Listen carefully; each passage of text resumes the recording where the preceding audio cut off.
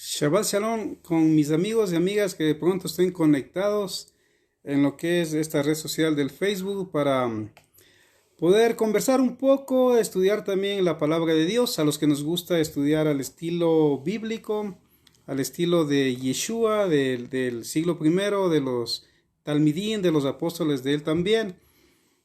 Bienvenidos para estudiar la palabra de Dios. Quiero comenzar el día de hoy que estamos ya en Shabbat, cerca de Pesach. Pesach, recuerden que es una de las 7 fiestas del Eterno que cae este 8 de abril, pasado las 6 de la tarde cuando se oculte el sol. Entonces, estamos en lo que muchos llaman de pronto un Shabbat Hagadol, que quiere decir un gran Shabbat, ¿no? Shabbat Hagadol quiere decir un gran Shabbat. ¿Por qué se lo llama así? Porque justamente es el Shabbat que precede a lo que es la fiesta de Pesach o de la Pascua. Entonces, en la Biblia, digamos que el Shabbat está como el día de reposo que el Eterno mandó a guardar a su pueblo, ¿verdad? Entonces, este Shabbat Hagadol o Gran Shabbat justamente como precede a Pesach es un día muy importante dentro de lo que es el pueblo de Israel a través de la historia. Entonces en el año tenemos, digamos, dos grandes Shabbat, por decirlo así, ¿no? Aunque todo Shabbat es importante porque es una cita con Dios, ¿no? Entonces como son citas con Dios, justamente de todos los Shabbat que puede haber en el año, hay dos que son más importantes, por ponerlo así entre comillas. Uno es este, que es el Shabbat Hagadol que precede a Pesach, que cae el miércoles pasado a las 6 de la tarde, o el abril 8 pasado a las 6 de la tarde. Y el otro gran Shabbat es el Shabbat que está antes de Yom Kippur, que en la Biblia es una de las 7 fiestas del Eterno que se considera el día del perdón. Entonces, hay dos grandes Shabbat en el año, aunque todo Shabbat es importante y hay que guardarlo. Uno es este, porque precede a Pesach, y el otro Shabbat es ese Shabbat que precede a Yom Kippur, es decir, que está entre Rosh Hashanah, que es cabeza del año, entre septiembre y octubre. Es el día donde se toca el gran shofar por mandato del Eterno. Por aquí ya tengo, para de pronto los amigos y amigas que no sepan lo que es un shofar, ¿no?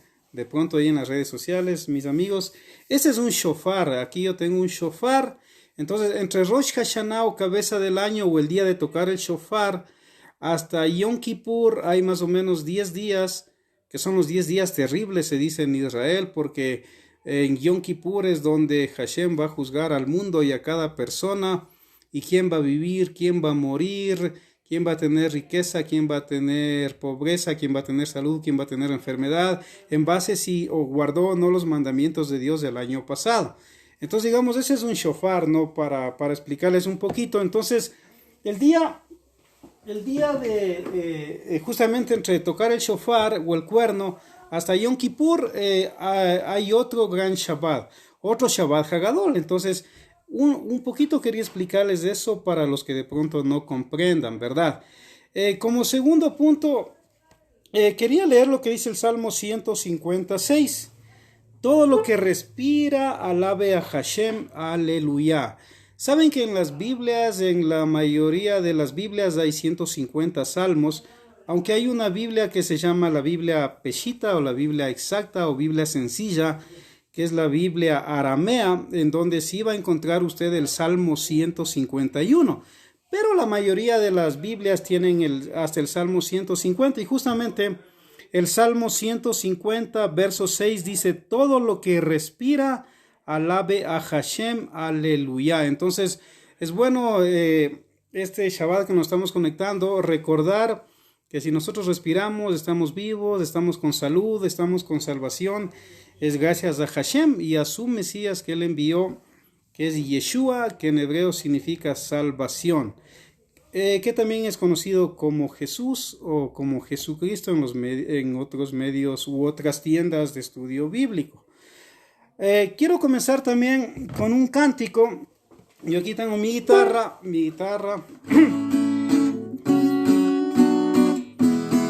voy a hacer una especie de liturgia a mi estilo, digo yo. Entonces, parte de lo de, bueno, alguien dijo en el mundo antiguo, ¿no?, que cantar es otra forma de amar, cantar es otra forma de amar. Y es verdad, cuando una persona ama a alguien, le canta canciones, le da serenatas, o le canta para agradecerle, se canta a la tierra, se canta a los padres, a la familia. Hay muchas formas de cantar, porque cantar es otra forma de amar cuando la música tiene sentido, ¿no? Pues yo quiero cantar hoy día un cántico que tiene que ver justamente con uno de los profetas de la Tanakh, ¿no? En donde dice, Hashem está en medio de ti poderoso, ¿no? De pronto ahí, si alguien sabe, me acompaña.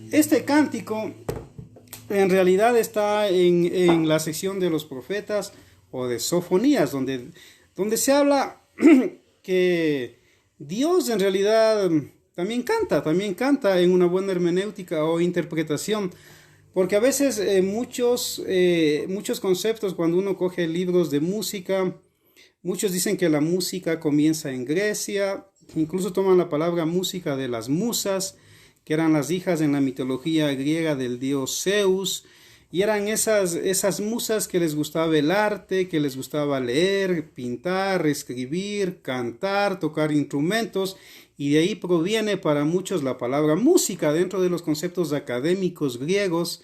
Pero en realidad aquí el profeta nos está diciendo que Adonai o Hashem está sobre ti poderoso, dice, Él se gozará sobre ti con cánticos. Entonces ya podemos ver que la música es algo que no es que procede necesariamente de Grecia, aunque entiendo el concepto que quieren decir.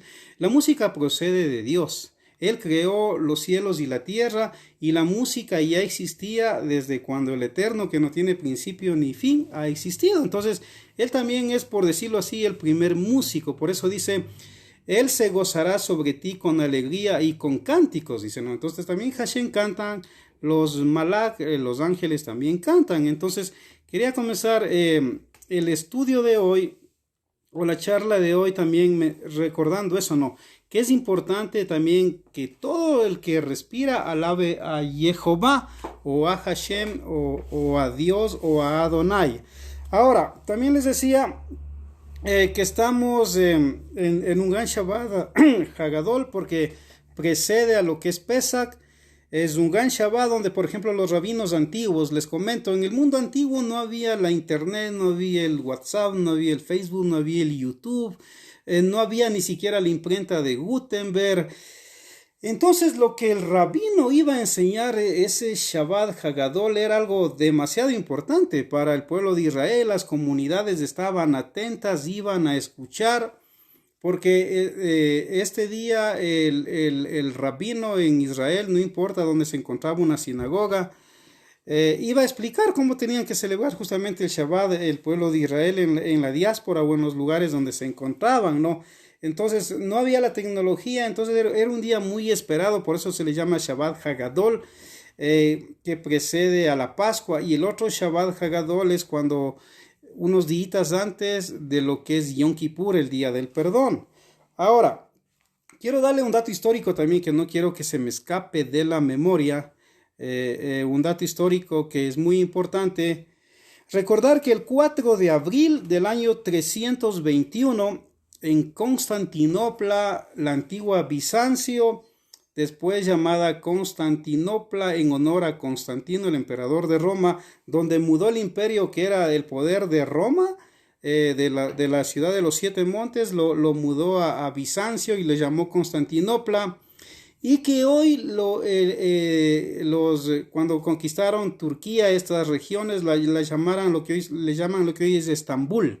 Estambul, que es la única ciudad en el mundo que está entre dos continentes, lo que es Europa y Asia. Entonces los que han ido allá dicen que se paran en un lado de Estambul y están en Europa, se paran en otro lado de Estambul y están en el Asia. Interesante eso, ¿no? Y según algunos escatólogos, tiene mucho también que ver Turquía, Estambul, con esto del anticristo y el sistema de gobierno que en los tiempos del fin va a suceder. Y eso es un dato interesante que motiva algún estudio algún rato, ¿no? Entonces, el 4 de abril del año 321 después de Cristo, el emperador Constantino, emperador de Roma, oficialmente en un decreto cambió el día de culto del Shabbat, que habían muchos cristianos que adoraban a Dios en Shabbat, porque muchos piensan que los cristianos adoraban el domingo en Shabbat en los primeros siglos, y no era así. En realidad en Roma es donde comenzaron a guardar el domingo como día de culto. Y también en Alejandría comenzaron a guardar el domingo como día de culto, pero la mayoría de cristianos guardaban el Shabbat, en realidad. Entonces, el emperador Constantino, ya él, como tenía origen de parte de su madre, que era cristiana, la madre Helena, la madre de él, entonces, él hizo un decreto de estado oficial el año 321, donde el emperador de Roma oficialmente dijo: no me importa el Dios que ustedes adoren, no me importa, no me interesa el Dios que sea en mi imperio romano, todo el mundo va a adorar a su Dios el día del Dominus o día del sol. Entonces, por decreto oficial del emperador romano, los judíos que guardaban el Shabbat comenzaron a suprimir el Shabbat como día de reunión, o tenían que hacerlo en secreto. Muchos cristianos que también, como los de Éfeso, por ejemplo, todo lo que es del Asia Menor, Polícrates de Éfeso, otros grandes obispos, también guardaban el Shabbat, y ante el decreto obviamente del emperador romano, tuvieron que sujetarse y cambiar al domingo, porque si no lo hacían, el mismo decreto, si ustedes lo leen, que está en la internet de Constantino, dice que la persona que sea encontrada, o sea, guardando culto a su Dios en Shabbat u otro día, obviamente tenía peligros, le quitaban en gran parte a veces sus propiedades, podía perder hasta la vida. De hecho, en el decreto dice que toda persona debe guardar el domingo o el día del sol, el día de culto religioso, y no importa el Dios que adoren, dice, será el domingo, ya no el Shabbat, no otros días, porque habían otras religiones que guardaban otros días también. Y él incluso llega a decir que si a alguien se le encuentra trabajando en la ciudad el día domingo, en vez de estar adorando a su Dios, dice que tendrá multas. Y a los únicos que él permite en el decreto trabajar el domingo es a los campesinos, a los paganos. En latín campesino se dice pagano, paganos, campesinos, de ahí viene pagus, que es el pago del trabajo del campo. Y él dice que solo los campesinos pueden trabajar el domingo porque dan el grano y la provisión a los ejércitos de Roma, ¿verdad? A las legiones, que siempre estaban en guerras y en conquista o defendiendo al imperio romano. Entonces, el 4 de abril del año 321 después de Cristo, Constantino, el emperador de Roma, cambia oficialmente el día de culto. Entonces, ya nadie podía adorar a su Dios en Shabbat o el viernes o el jueves. No, ya nadie podía tener ningún tipo de reunión o religiosa ningún día más que no sea el domingo. Por decreto, entonces, es como el día de hoy, por ejemplo, ¿no? La gente a veces no analiza estos puntos, ¿no? Por ejemplo, aquí en Quito, por ejemplo, está clarito, o sea, hay un decreto del presidente que debemos respetar y no podemos salir por la cuarentena por el coronavirus, ¿verdad? Y aún si uno quiere comprar algo de víveres aquí en Quito, donde yo vivo, mi número de cédula termina en 9, tiene que ser cuando el número de cédula pues termina en 9, que yo puedo salir a hacer cualquier trámite y máximo hasta las 2 de la tarde. Pasado las 2 de la tarde hasta las 5 de la mañana hay toque de queda y si una persona sale pues va a ir presa, va a ser multada. Entonces son decretos que uno no puede violentar, peor aún en la época del emperador, donde el emperador podía tener libertad de matar a una persona si es que lo quería. Entonces ya nadie podía reunirse a adorar a su Dios en Shabbat o el viernes o jueves o otro día. Todos comenzaron a reunirse el domingo o el día del sol, porque domingo en realidad no es que significa día del Señor como muchos lo ponen. En realidad, Dominus, venite, adoremos Dominus. Si usted va, por ejemplo, acá a las congregaciones del Centro Histórico de Quito, la de San Francisco, la de la Compañía, que son parte de las 7 iglesias grandes de acá de Quito, históricas. Por ejemplo, iba a encontrar frases como esta, ¿no? Venite, adoremos Dominus, que se supone se traduce, venid, adoremos al Señor. Pero en realidad en el mundo de Constantino el Señor era el sol, no era Yeshua, no era Jesús, era el sol. Entonces era la adoración al sol que por ejemplo, Marco Aurelio, uno de los famosos emperadores romanos, él también adoraba al sol. El de la película El Gladiador, cuando usted le ve que le deja a su hijo cómodo él, o le mata a su hijo cómodo a su padre que era el emperador por quedarse con el poder. En realidad, Marco Aurelio también, él aunque era un filósofo, era un estoico, también adoraba al sol y él justamente puso también la adoración al sol dentro de su imperio. Entonces, aquí vemos un dato ya interesante de cuándo se cambia el Shabbat por el domingo legalmente, ¿no? Ahora, sin embargo, el 3 de noviembre del año 383 después de Cristo, este es otro dato interesante. El 3 de noviembre del año 383 después de Cristo, el emperador Teodosio I, él estableció ya el domingo ya no solo como día de culto como lo hizo Constantino, sino oficialmente ya como día de descanso. Es decir, las personas en el mundo antiguo no es que tenían vacaciones como ahora, me explico, ahora es que usted trabaja un año. Por ejemplo, mi amigo Daniel, que trabaja en la Suma Visión, puede exigir sus vacaciones una vez al año, ¿verdad?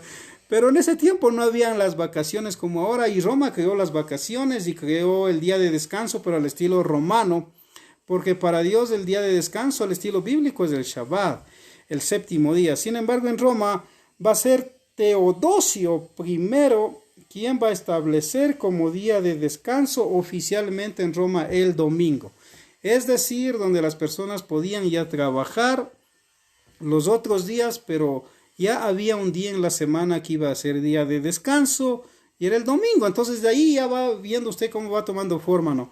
Con Constantino el domingo como día de culto y con Teodosio ya el domingo como día de descanso, lo cual se ha heredado hasta el día de hoy en todas las naciones que tienen influencia de Roma. Por ejemplo, España pertenecía al Imperio Romano, todo lo que es España, y obviamente cuando los españoles llegaron a la América española que les llamaban, obviamente impusieron también ese tipo de creencias, como guardar el domingo como día de culto y también que el domingo sea un día de descanso. Entonces es muy normal que en una empresa, en un negocio, alguien trabaje hasta el viernes, incluso hasta el sábado, pero el domingo todo el mundo entiende que es un día de descanso. Pero esa es una cosmovisión romana que se ha heredado, y no digo que esté mal, de pronto está bien dentro del sentido legal, digamos, ¿no? Pero en la Biblia, en realidad era el séptimo día, el día de descanso. Entonces, este dato no quería dejar pasar por alto porque justamente hoy es 4 de abril y estamos recordando el aniversario histórico donde se cambia el día de culto. Ahora, aquí viene una pregunta, ¿no?, de los siglos.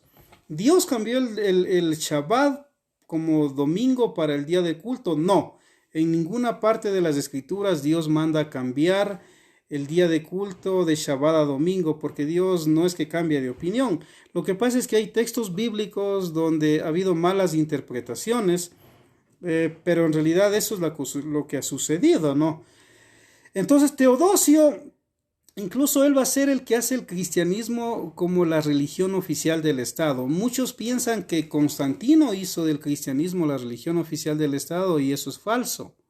No es verdad. Constantino lo que hizo es dar libertad de culto, es decir, como su madre Helena era cristiana y él venció en el puente Milvio a su hermano y se quedó con el imperio, él asumía que Cristo le ayudaba en las batallas. Entonces él dijo, si los cristianos siguen a Cristo que me ayudó a vencerle a mi hermano en el puente Milvio, con este signo vencerás, y ahora soy el emperador de Roma, yo voy a suspender las crucifixiones. Históricamente él es quien suspende en Roma la muerte por crucifixión, porque Cristo murió en una cruz, y él va a ser también el que dé libertad de culto, donde dicen nunca más los cristianos van a ser perseguidos mientras yo sea el emperador de Roma.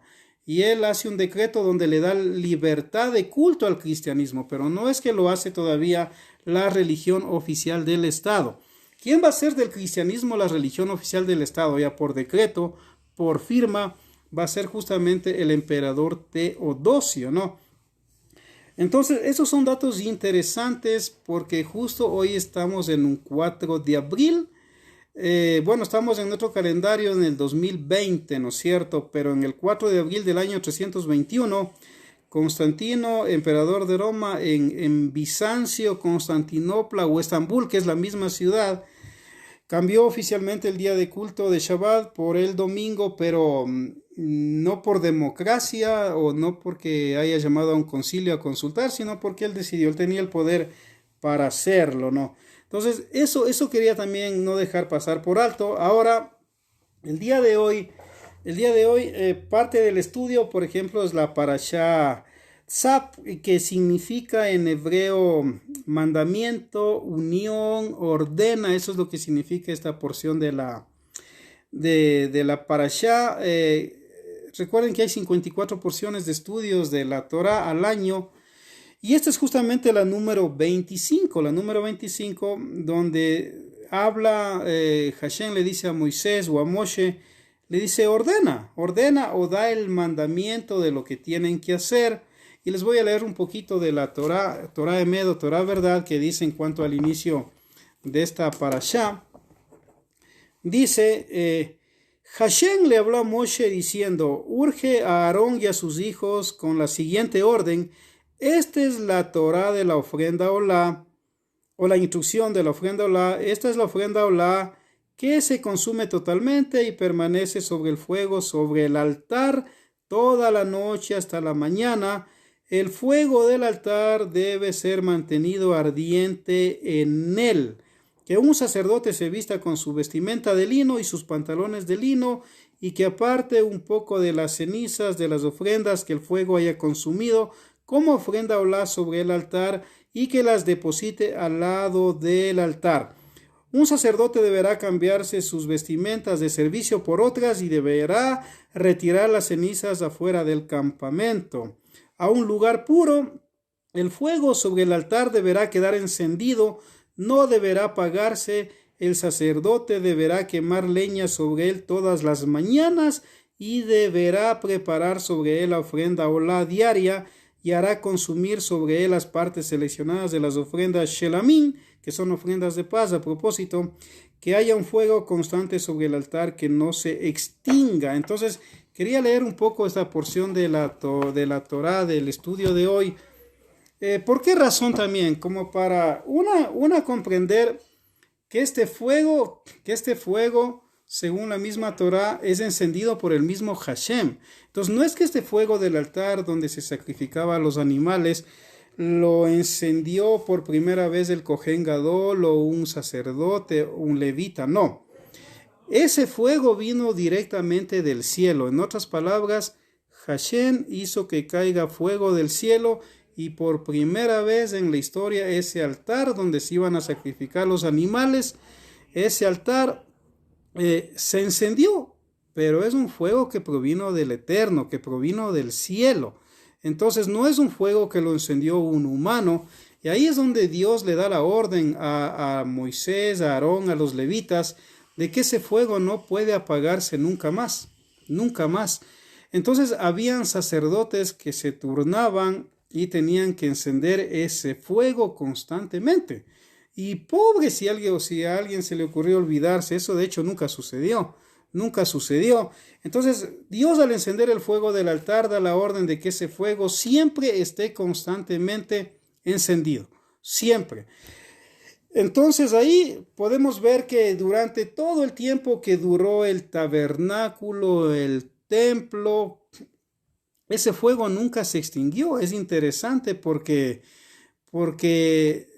miren, cuando uno ve, por ejemplo, de las antorchas, cuando va a ver los Juegos Olímpicos y viaja la antorcha a una ciudad que es la sede de los Juegos Olímpicos, los atletas se turnan de varios países y no deben dejar apagar el fuego, ¿verdad? ¿No es cierto? Hasta cuando llega a donde darse los Juegos Olímpicos y no tiene que apagarse. Entonces miren acá en la Torá, dentro de los sacrificios del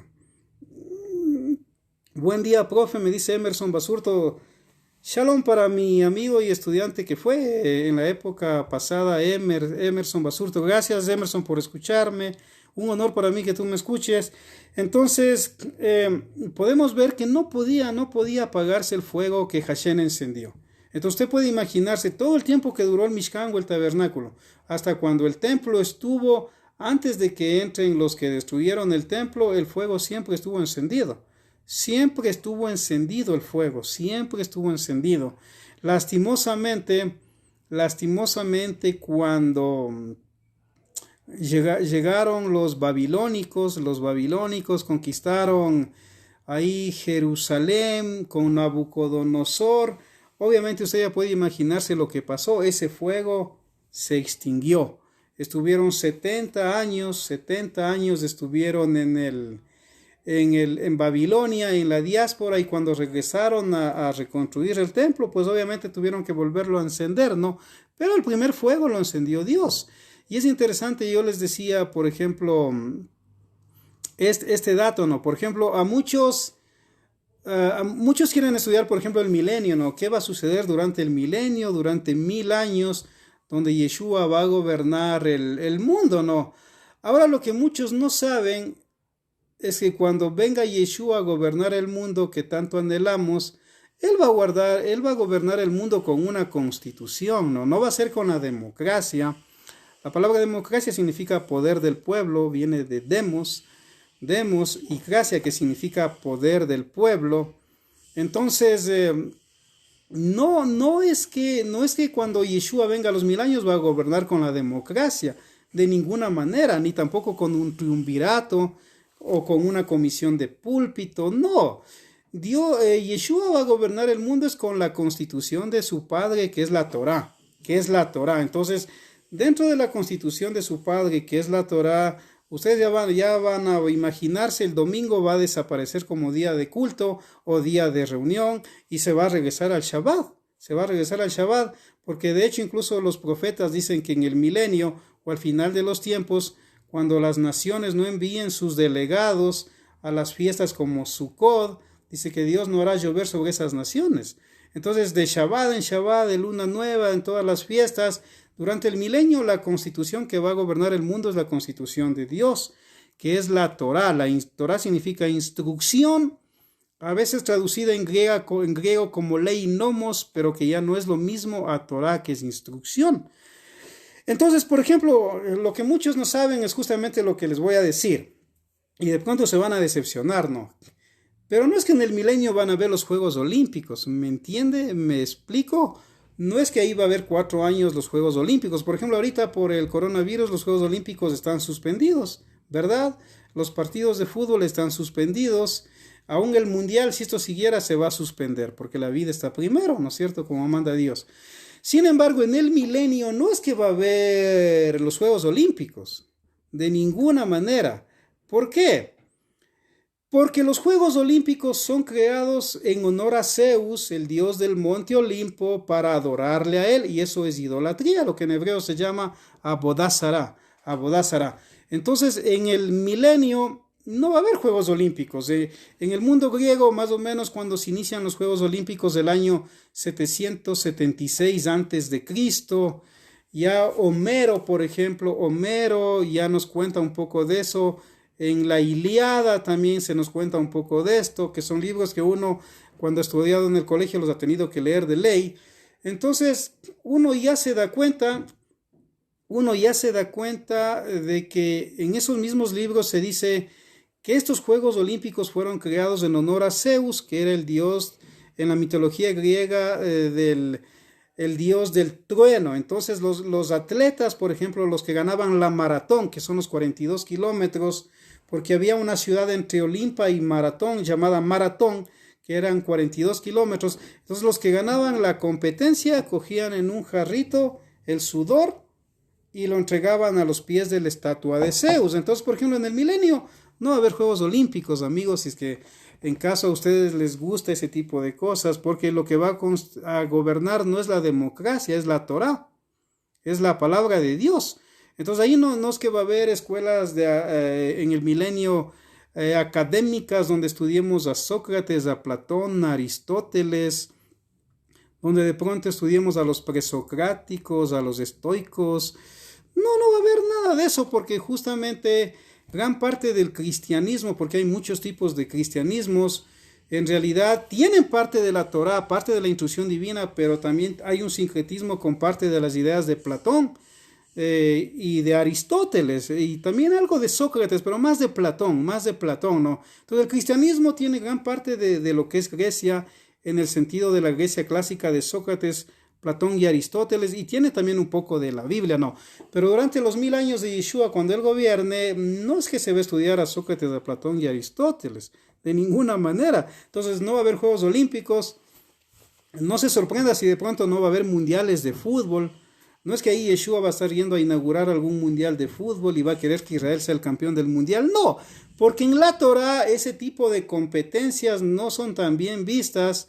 Aunque yo sé que esto es medio complicado en nuestro contexto que lo entendamos. De hecho, por ejemplo, miren, les doy un dato histórico.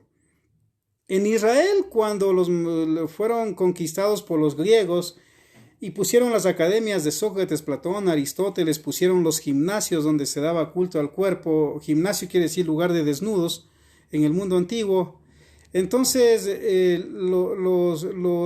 parte del pueblo de Israel, de parte del pueblo de Dios, ellos sufrieron mucho porque se vieron obligados a ir algunos a gimnasios, otros tenían que obligados, en vez de estudiar la palabra de Dios, ir a estudiar a Sócrates, a Platón y a Aristóteles.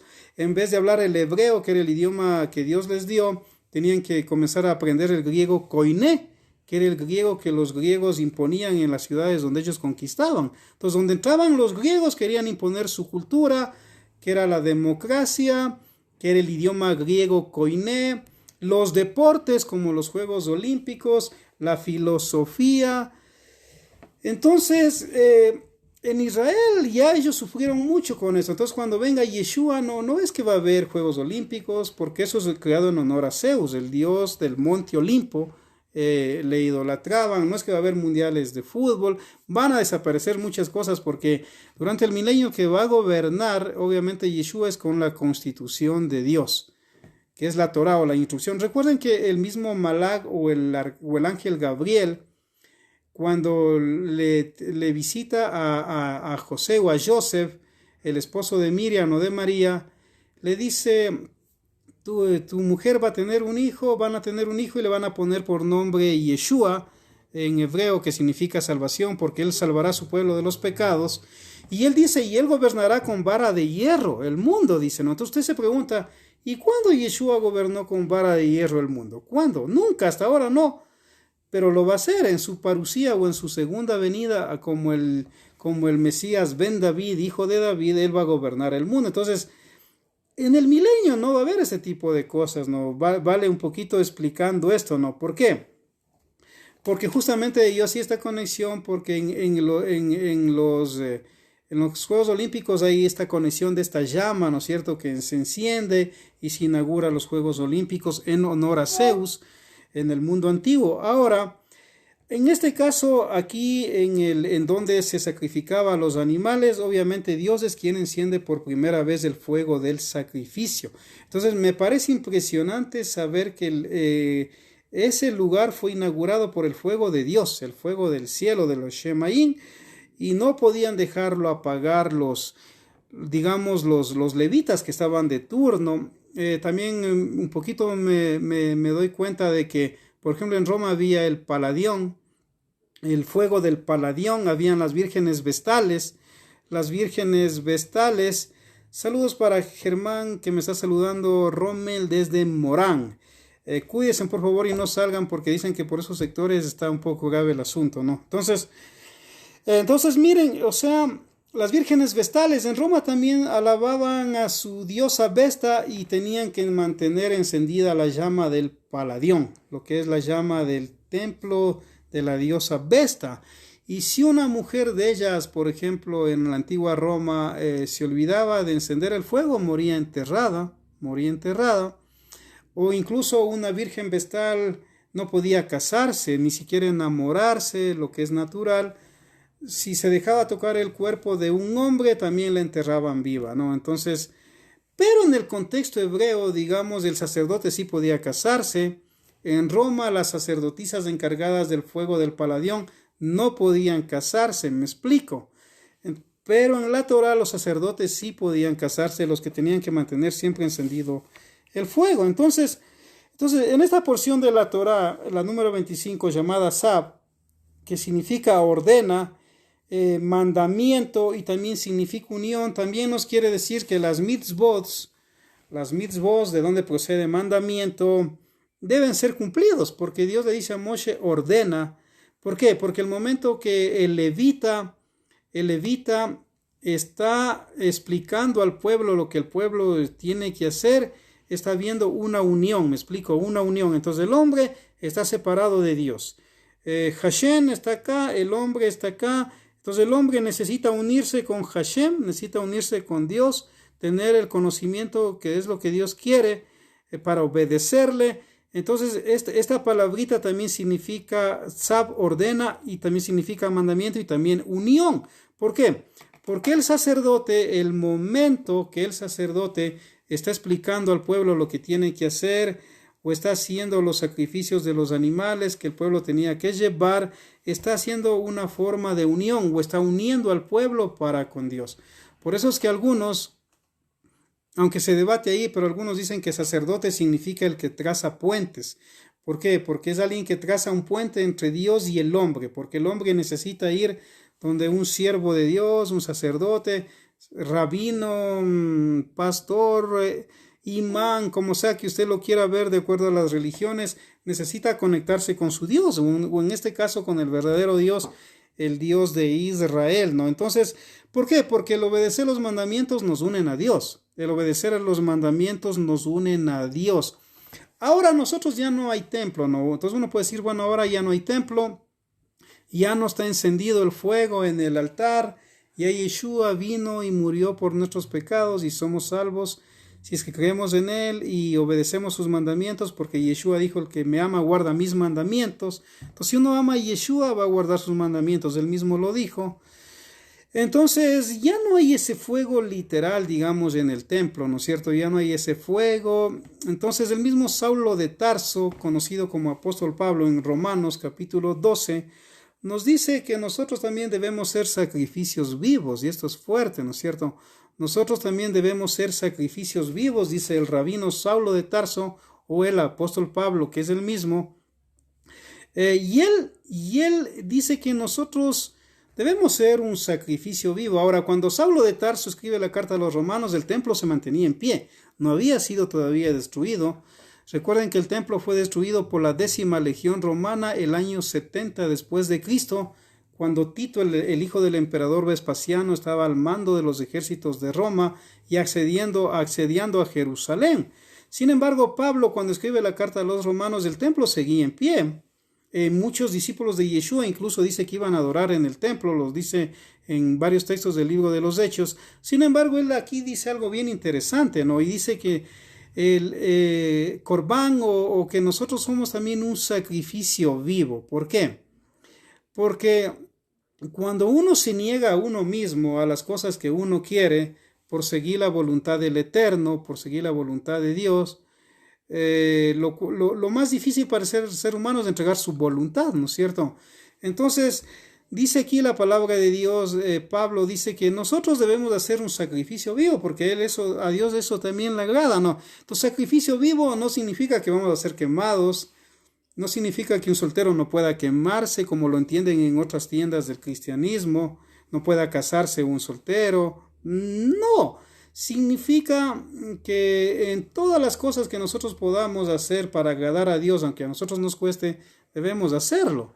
No sé, se me ocurre, por ejemplo, si usted está en su vida en una zona de confort y viene alguien de pronto a pedirle ayuda y necesita que le dé hospedaje un día, 2 días, algún conocido, aunque eso le fastidie a usted, es una especie de sacrificio que usted lo está haciendo por el bien de los demás. En estas épocas donde hay muchas personas que necesitan su apoyo también económico, moral, de oración, etcétera, usted también puede ayudar. Entonces uno puede hacer sacrificios que van a agradar a Dios. Entonces Pablo, en la carta más teológica que él escribe, que es la epístola a los Romanos, dice que nosotros también debemos ser sacrificios vivos, en el sentido de hacer cosas que aunque a nuestro cuerpo no le guste, pero que vamos a agradecer a Dios.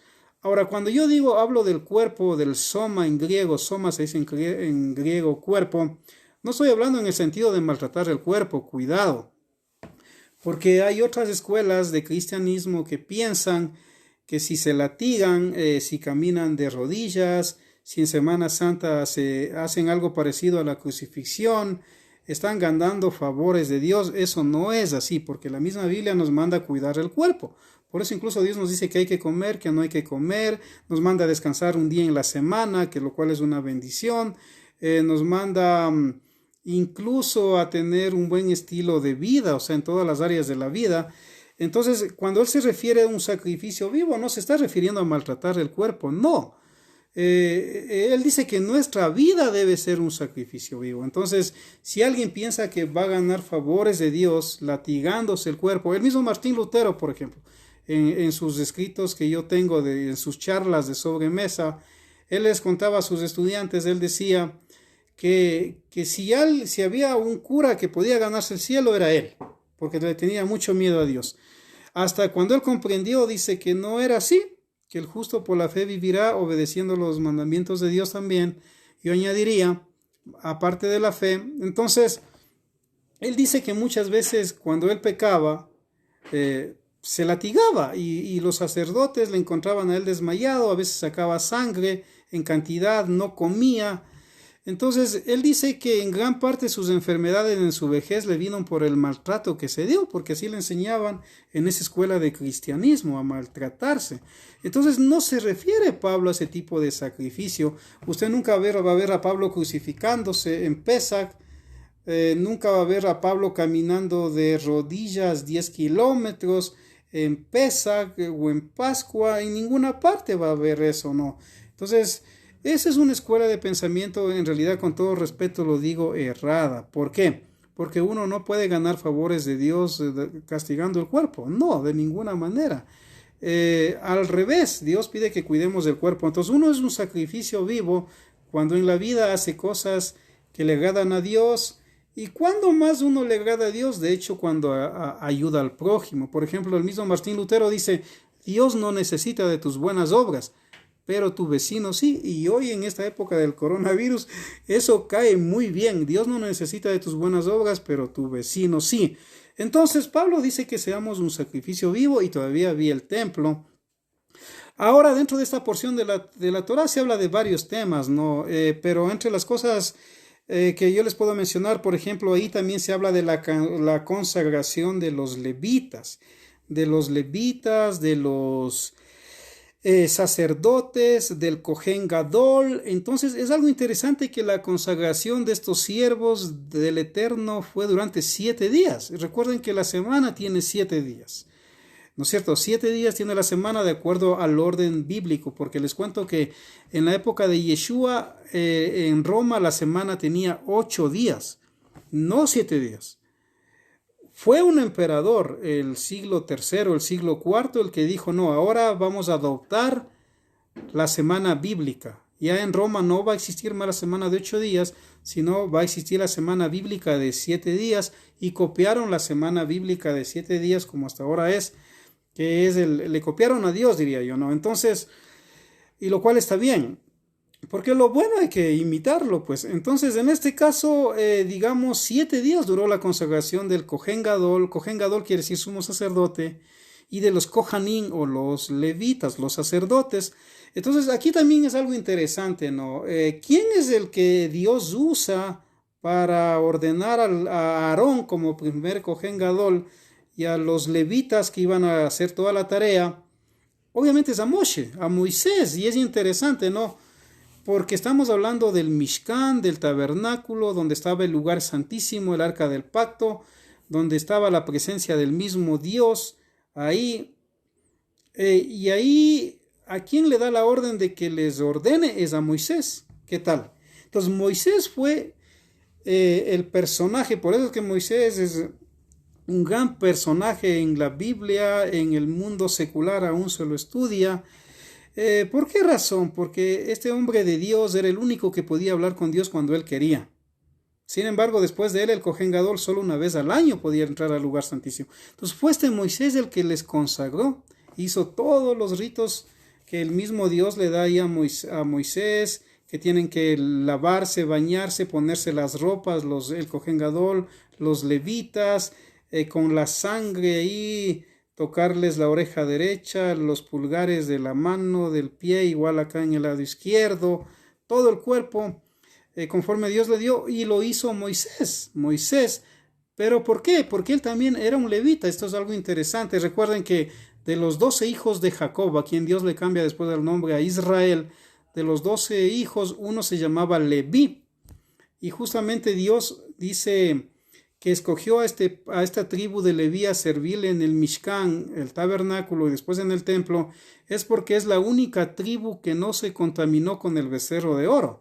Cuando Moisés subió al monte a recoger la Torá, que es la ley de Dios, abajo el pueblo se desesperó porque Moisés no bajaba, le faltó paciencia al pueblo y construyeron un becerro de oro, pero la única tribu que no estuvo de acuerdo en hacerlo fue la tribu de Leví, y justamente por eso Dios les pone a servir como premio en el tabernáculo. Entonces este Moisés era descendiente o ascendiente de uno de los hijos de Jacob, llamado Leví. Entonces aquí vemos a un levita ordenando a otros levitas para el ministerio que Dios les había dado, ¿no? Entonces esto es interesante. ¿Por qué? Porque este hombre Moshe o Moisés, que a propósito no es un nombre hebreo, quiero aclarar, Moisés, algunos piensan que es un nombre hebreo, no es un nombre hebreo, es un nombre egipcio, porque le fue puesto por la hija de Faraón o de Paro, o de Faraón, o la hermana de Paro, depende, porque a veces en algunas traducciones le ponen hija, en otras hermana. Ella le puso el nombre, porque en el plan divino, recuerden que Faraón mandó a matar a los niños, porque este Faraón que no conocía a José tenía miedo de que se les rebelen los esclavos de Israel, y mandó a matar a los hijos varones. Sin embargo, la hermana de Miriam, Miriam, la hermana de Moisés, va y le ponen una canasta, y ahí es donde estaba bañándose la hija de Faraón, y le vio hermoso al niño. Dios estaba en este plan elaborado por el cielo, y ahí le puso Moshe, que significa tomado de las aguas, que es un nombre egipcio en realidad.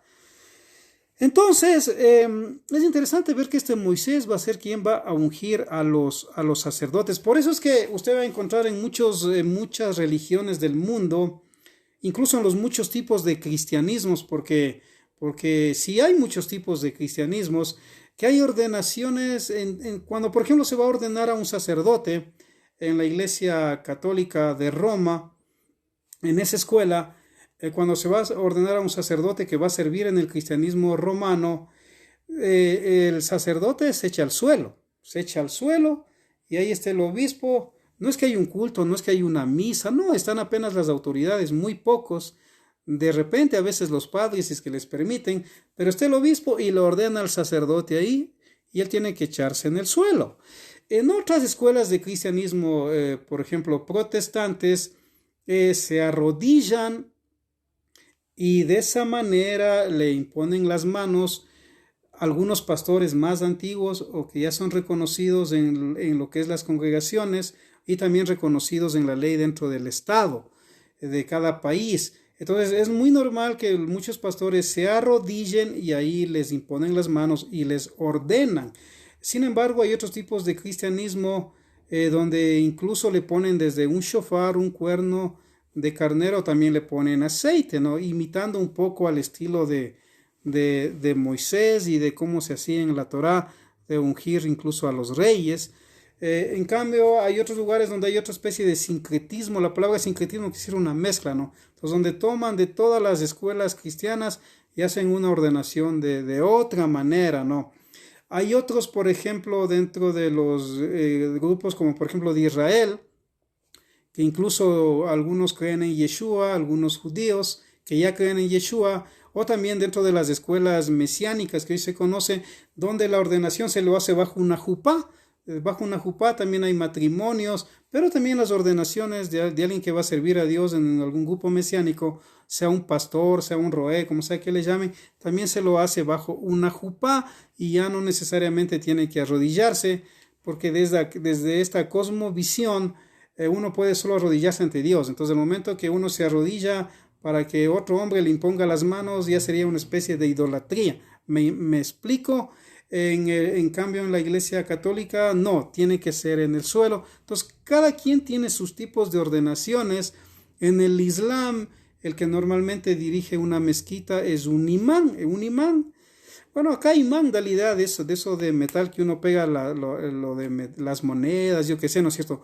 No, pero un imán en las mezquitas es un hombre que dirige las congregaciones de los musulmanes que se llaman mezquitas. Entonces, él es un imán. Entonces, ellos tienen otra forma y así cada religión, cada grupo religioso tiene su forma de ordenar. Sin embargo, me llama la atención acá que fueron 7 días.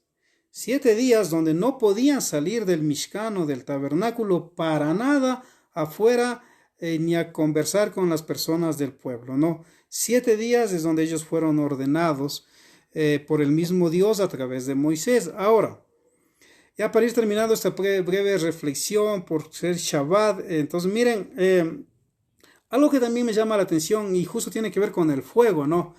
En la Torah, por ejemplo, hay un mandamiento de los 613 que dice que no hay que encender fuego en Shabbat. No se puede encender fuego en Shabbat.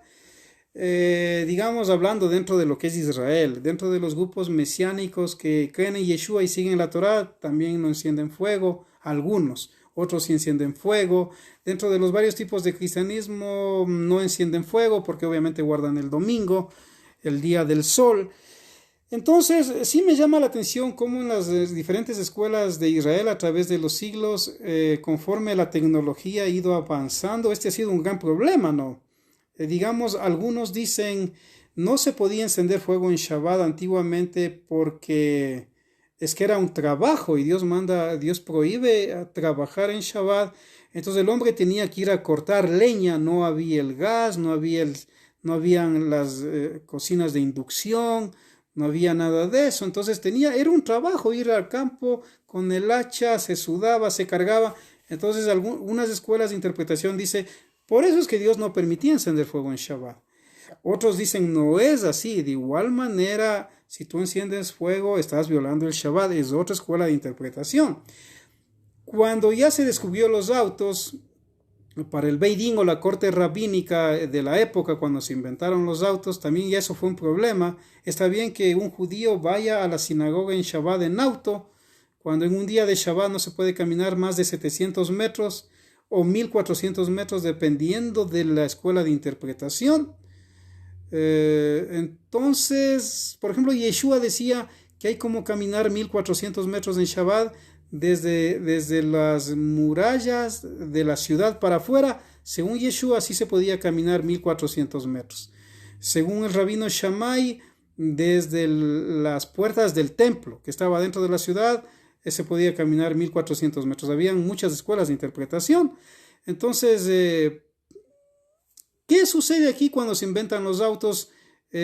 Obviamente los rabinos tienen que reunirse, los sabios de Israel, y algunos decidieron, la mayoría, que el momento que se mete las llaves en el carro y se prende el carro, se hace chispa y eso es fuego. Entonces no puedes encender el auto en Shabbat porque es encender fuego. ¿Me explico? Según esta escuela de interpretación. Para otros judíos más ya de corte reformada, ahí no hay ningún problema. Dios no está hablando del auto. Pero para los grupos bien antiguos, sobre todo ortodoxos, no se puede encender un fuego en Shabbat, ni siquiera el auto. Por eso en muchas sinagogas, muchos judíos viven alrededor de la sinagoga para no encender el auto y caminar solamente unos 1000 metros en Shabbat, desde su casa hasta la sinagoga. Eso siempre ha sido muy común en Israel. Construían las sinagogas cerca de los ríos cuando podían, y siempre se aconsejaba que los de Israel vivan cerca de la sinagoga para que cuando llegue Shabbat no se camine más de 1400 metros o 1000 metros, dependiendo de la escuela de interpretación. Y cuando se inventó el auto, de igual manera, no violar el Shabbat al encender la chispa en el auto. Problemas de debate, ¿verdad?, dentro de las escuelas del judaísmo, pero ahora yo estoy viendo algo interesante que quiero comentarles. El celular, por ejemplo, en la época de Yeshua no había celular, entonces no hay en la Biblia un texto que diga no encenderás el celular en Shabbat, no encenderás la computadora en Shabbat. No había esa escuela, no hay esos textos, porque no había, obviamente eran otras épocas, porque no todo está en la Biblia, porque hay gente que dice si está en la Biblia lo creo, si no está en la Biblia no lo creo. Entonces en la Biblia no está el celular, no está el Facebook, no está Instagram, no está la guitarra, pero existe. Entonces, estaba viendo en la internet estos días, me llamó la atención que ya los rabinos, aún más ortodoxos, algunos que no querían aprobar esto, es de hecho la primera vez el Shabbat que pasó, si no estoy mal, que fue que en 70 años desde que Israel volvió a ser nación, desde el 14 de mayo de 1948 hasta este año, por primera vez que no iban a las sinagogas en Shabbat en Israel y en el mundo. Entonces es algo que ya llamaba mucho la atención, ¿no? El no poder ir a una sinagoga a congregarse, lo cual es ideal, pero ante el coronavirus es mucho riesgo y primero está la vida que aún congregarse. Entonces hay otras formas de estudiar la Biblia, pero en estas corrientes no se permitía el celular porque decían que eso es una especie de encender fuego, me explico. Entonces me llama la atención cómo vemos que los tiempos van cambiando y hay rabinos en Israel que están autorizando conectarse vía Zoom, por ejemplo, vía Zoom, que es un programa en celular donde usted puede conectarse con varias personas y celebrar, por ejemplo, Pesach, que es una fiesta que ya viene el 8 de abril, pasado las 6 de la tarde, que se oculta el sol, que es 14 de Aviv o 14 de Nisan en el calendario de Dios, 8 de abril es en el calendario gregoriano, pero pasado las 6 de la tarde. Entonces sí me llama la atención que ya están aprobando, incluso para que muchos ancianos no mueran de tristeza en Israel, están aprobando que enciendan sus laptops o sus televisores modernos o sus celulares modernos y puedan tener con el rabino el Shabbat vía internet. Y Pesach seguramente lo van a celebrar también así.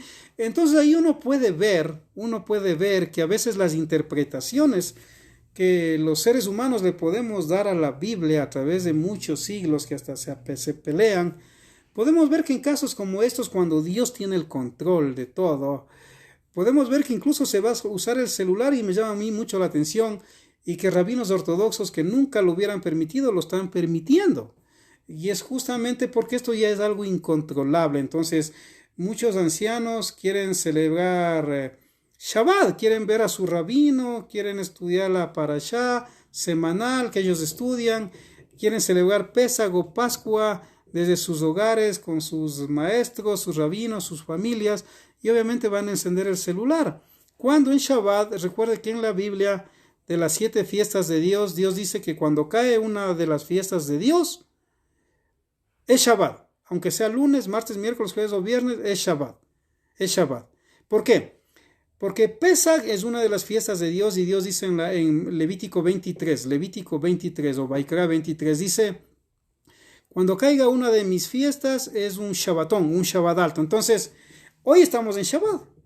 El 8 de abril de esta semana, pasado de la tarde, las 6 de la tarde, es otro Shabbat, porque es una fiesta de Dios y tampoco se puede trabajar. Y de ahí vendrá el Shabbat semanal, de ahí vendrá el otro día que comienza los 7 días de panes sin levadura, donde no se puede tener nada con levadura en la casa durante 7 días, es otro Shabbat. Entonces vamos a ver que hoy es Shabbat y la semana que viene va a tener 3 Shabbat más. Estamos hablando que vamos a tener 4 Shabbat seguidos. Impresionante, ¿verdad? Para los que no conozcan estos datos, ¿no? Entonces, en cada fiesta de Dios que cae es Shabbat. Por eso es cuando Yeshua muere en la cruz en el siglo I. No es que él murió un viernes, no, de ninguna manera. Lo que pasa es que en Roma, en Grecia, ignoraban estos datos. Ellos ignoraban de que cuando caía una fiesta de Dios, era Shabbat. Entonces, si usted va a Levítico 23, va a informarse bien de esto. Entonces ellos pensaron que murió el viernes porque leyeron que el evangelista decía, y como ya venía el Shabbat, el día de la fiesta, lo bajaron de la cruz y tuvieron que sepultarle, porque en Shabbat no se puede trabajar ni hacer esfuerzo. Eso sería violar el Shabbat. Entonces, en realidad él no muere el viernes, porque él muere es un miércoles cerca de las 6 de la tarde. ¿Por qué? Porque el Shabbat ya venía, al siguiente día ya venía la fiesta de los panes sin levadura. Y cuando comienza el primer día de los 7 panes sin levadura es Shabbat, es un día de descanso. Entonces, obviamente, como ya venía el jueves, que era el Shabbat, obviamente ellos tenían que sepultarlos y bajarles de la cruz, rompiéndoles las rodillas porque ahí se desangraban y morían rápido. Entonces ahí podemos ver el error a veces por la falta de conocimiento. Entonces Yeshua muere en realidad un miércoles y es sepultado y él resucita un Shabbat antes del domingo. Antes del domingo, por eso ahí se cumple lo que él mismo dice, ¿no? Que no le será dada más señal la del profeta Jonás, que estuvo 3 días y 3 noches en el vientre del pez. Entonces, si Yeshua hubiera muerto un viernes y resucita el domingo en la madrugada, no van ni 2 días, no se hubiera cumplido las palabras de Yeshua. Entonces él muere un miércoles y como el jueves era el primer día de los panes sin levadura, un Shabbat, es sepultado y resucita un Shabbat. Recuerden que en la Biblia para Dios el día no comienza a las 0 horas. El día comienza a las 0 horas para el emperador romano que puso eso porque adoraba al sol. No, para Dios el día comienza al ocultarse el sol, termina el día y comienza un nuevo día. Entonces tiene que contabilizar en base al calendario de Dios, no en base al calendario romano o gregoriano como hoy tenemos. Entonces miren mis amigos, esto quería compartirles, ¿no? Entonces, ¿cómo vemos que Dios tiene el control de todo? Me impresiona saber que ya el día de hoy hay muchos en las sinagogas ortodoxas conectados por celular, algo que nunca se ha visto en la historia. Van a celebrar Pesach vía celular, algo que nunca se ha visto en la historia. Eso es impresionante. Y recordarles nada más, amigos, que Dios tiene el control. Y aunque no me gusta dar consejos a nadie, a mí me gusta más desinstruir. No me considero un consejero, hay personas que lo hacen mucho mejor que yo en cuanto a aconsejar. Sin embargo, solamente decirles algo, ¿no? Que en estos casos que estamos viviendo, en realidad, dejemos de comentar cosas en contra de las autoridades que son puestas por Dios. Sea que lo hagan bien o mal, Dios les pedirá cuentas a cada uno. El tiempo lo dirá también. La Biblia nos manda a respetar a las autoridades también. También hay muchas autoridades que están haciendo lo que pueden por salvar vidas y eso es correcto, pero a veces también hay personas del pueblo que no hacen lo correcto, desobedecen y ahí obviamente está mal. Uno en la Biblia mismo ve que muchas veces por la desobediencia es que venían malas consecuencias al pueblo de Israel. Entonces en este caso pudiéramos aplicarlo mucho. Lastimosamente hay personas que por no acatar lo que dice Dios, las leyes de cuidarse, de estar en cuarentena, están saliendo y están siendo contagiados por la desobediencia, lastimosamente, ¿no? Entonces, recordar que en estas cosas, en realidad, más que las mismas autoridades, desde la perspectiva bíblica, Dios es quien tiene el control. Dios tiene el control. Esto pasará cuando Dios quiera que pase, ¿no? Y cuando nosotros también nos cuidemos. Obviamente, entonces, Dios tiene el control de todo. Ha habido épocas donde ha habido muchas pandemias. Muchas veces, obviamente, es como consecuencia de la vida que el hombre tiene mismo. De comer lo que no es comida, por ejemplo, de muchas cosas que la Biblia prohíbe. Sin embargo, Dios ha permitido estas cosas para sanear muchas cosas y obviamente también lo está permitiendo y Él a su tiempo hará que esto pase. Eso es, mis amigos y amigas, y si el Eterno nos permite, Nos volvemos a conectar tal vez en la tarde, en la noche o mañana. Shalom y que disfruten de su Shabbat en casa.